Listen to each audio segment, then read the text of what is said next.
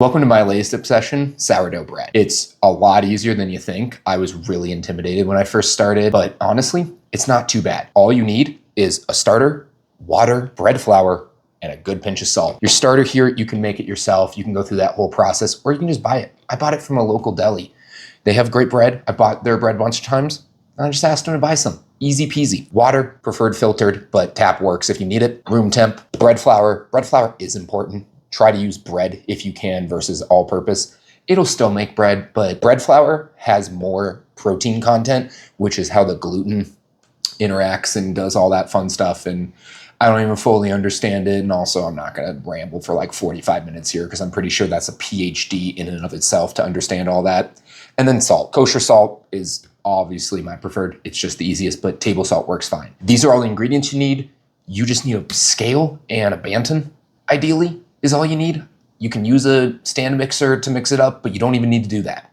Super easy, super quick. It's gonna be great. The recipe we're doing today is gonna be a cold ferment sourdough. So we're gonna mix it, we're gonna let it do a little bit of the auto lapse bulk rise here at room temperature, but then we're gonna shape it, throw in our banten, and throw it in the fridge for 3 hours up to 2 days. So you got a lot of flexibility there. The reason I like this method is it takes a lot of the hands-on time normally that you would have, that you need to be in the kitchen, developing gluten, doing stretch and folds, any of that stuff. But instead you let the fridge do the work. By shaping it earlier in the process, throwing it in the fridge, you allow this to cold ferment, which means you're still developing the gluten and getting the nice texture and crumb that you're looking for, but it takes longer, but it's hands-off, so you save time in the kitchen. And it allows the flavors to develop better. So you get more of that sourdough tang that you're looking for with the perfect crumb and consistency with less time in the kitchen. Best of both worlds. So let's get into it.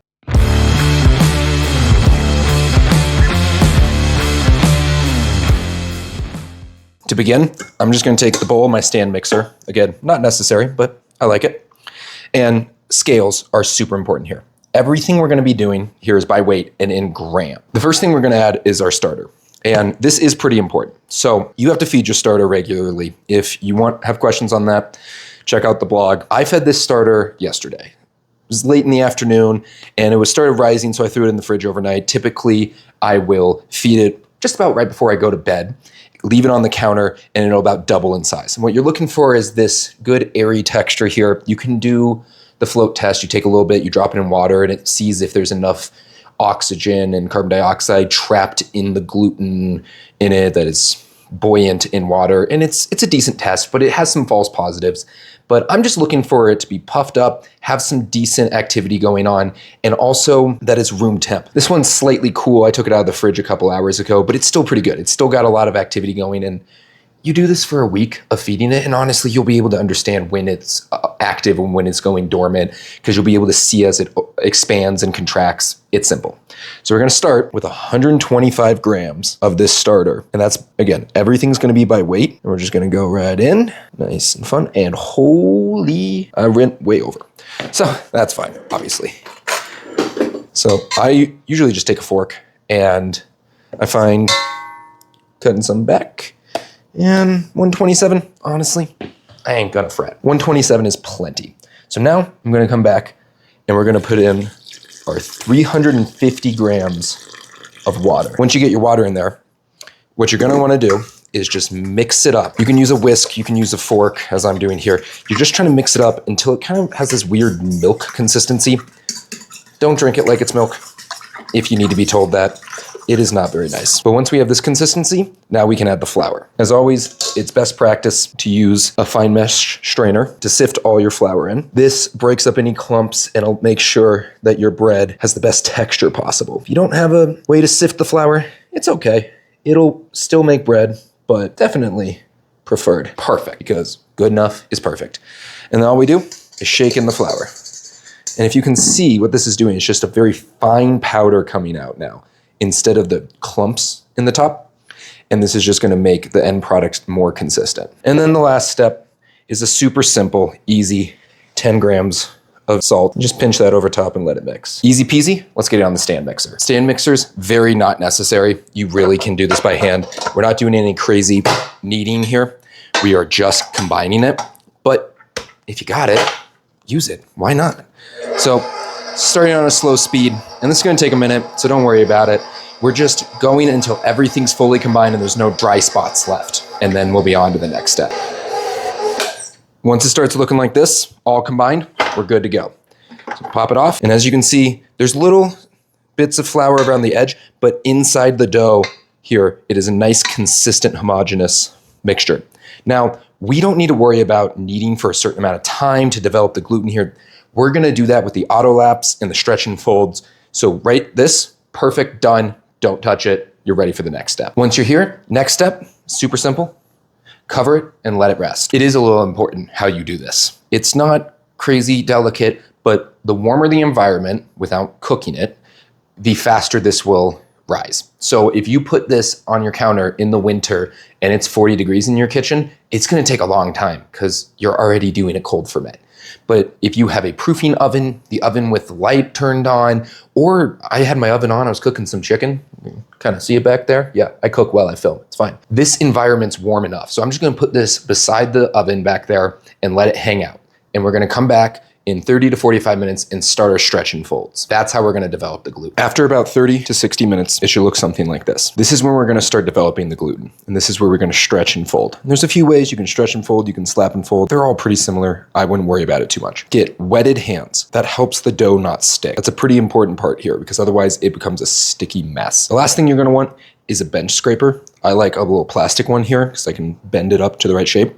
I also want this wetted. And I just wanna separate it a little bit on one side. I'm gonna do 4 sides, so I'm thinking about it in quadrants, and just be able to get my hands under it, just a little bit.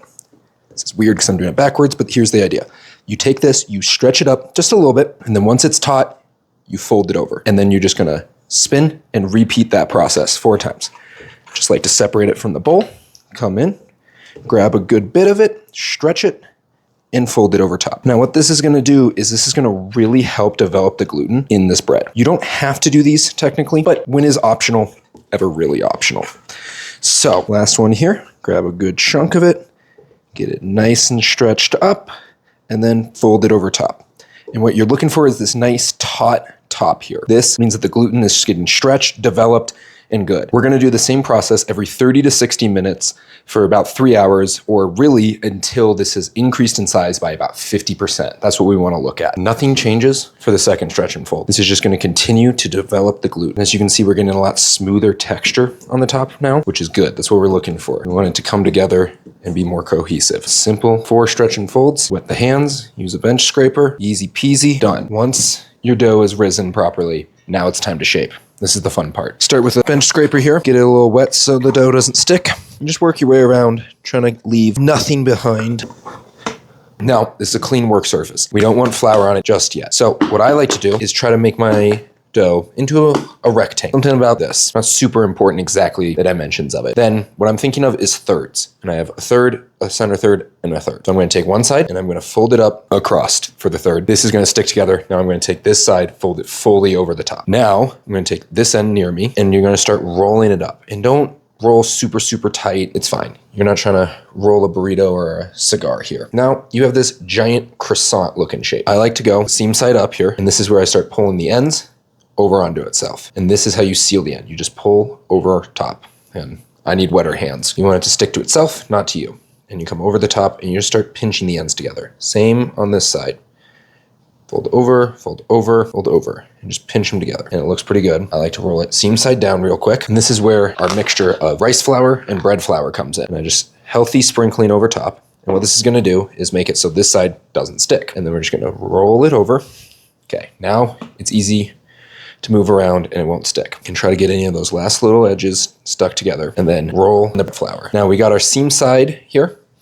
So I'm going to take this straight into our Banton, seam side up. Now this isn't very big, but that's fine because we're doing our bulk ferment in the fridge. So it's going to expand. It's time for some plastic wrap. You can use a plastic bag if you want, but I find plastic wraps just simpler, works great, and takes up any weird shapes. And you never have to worry about something being slightly too big to fit any of that stuff. I like to wrap it both directions here. Make sure it's nice and encased. And this is gonna go in our fridge overnight. You can do as little as 3 hours, but I find overnight works better. So I'll see you tomorrow to bake this loaf. It's now the next day. This dough just came fresh out of the fridge. I have the oven preheated to 450 degrees with my Dutch oven inside. Let's get this cooking. All right, I got my parchment paper down, and I'm just gonna take this dough and turn it right out into the center of it. Now, if you need, you can dust this with a little more of the rice and bread flour mixture, but it shouldn't be necessary. This is where you could start doing crazy designs on this, but today we're just gonna keep it super simple with one expansion score. You can get a bread lame, which is just a razor blade, or a really sharp knife. And an added bonus to this cold ferment is that it makes it easier to score. There's a million ways to do this. None of them are right, none of them are wrong. Just do what's right for you. I'm just gonna do a large, slightly arced cut. So coming down, all the way through. And I'm opening this up mostly to show you here, but I just want to make it 1/2 inch, 1/4 inch deep. Boom, easy, that's it. This goes to the side. Now we get ready to bake. To our preheated Dutch oven, we're gonna throw in some ice cubes. This helps the bread rise properly and get that crust locked in. Drop those in, and yes, they're gonna start melting. And then we drop our loaf in dead center, cover with our lid, and into the 450 degree oven for 20 minutes, and then we'll uncover this for the rest of the bake. It's been 20 minutes. Now it's time to remove the lid. You can see it's puffed up a lot. Normally, you don't need to take this out. I'm just showing you where we're at so you can get a point of reference. Back in the oven until the internal temp hits 200 degrees Fahrenheit, or about 40 minutes. Now, what you're gonna wanna do is take this out of the Dutch oven and put it on a wire rack for it to cool. We do have to let this cool completely. It's a shame, but trust me, it's worth it. If you cut into it right now, it's gonna be all gummy and weird textured. It's not. 200 degrees internal, that means we're good. It's fully cooked. Now, all we need to do, wait for this to cool, then we can cut into it and enjoy the fruits of our labor, or bread of our labor. Now that the loaf has cooled completely, we're safe to cut into it. Now, you don't need to cut into it right away, but I'm showing off and I wanna see how it looks. So I'm just gonna cut straight down the middle and see how we did. All right, I like it. Good crumb. Nice texture on the inside. I'm excited. Nothing beats homemade sourdough. This bread was cold fermenting for about 20 hours. It's still got a pretty mild tang to it, nothing crazy. As far as storing this bread goes, the name of the game is airflow. You wanna limit airflow. It'll dry out really quick if you don't. So I like a Ziploc bag. Covering it with a clean towel also works. Just whatever you can do to get less airflow on it so it stays moist longer. This is the simplest sourdough recipe I've found and my favorite way to make it. Don't forget to like, comment, and subscribe, and get on the newsletter. And let me know if you have any questions down in the comments. Happy baking.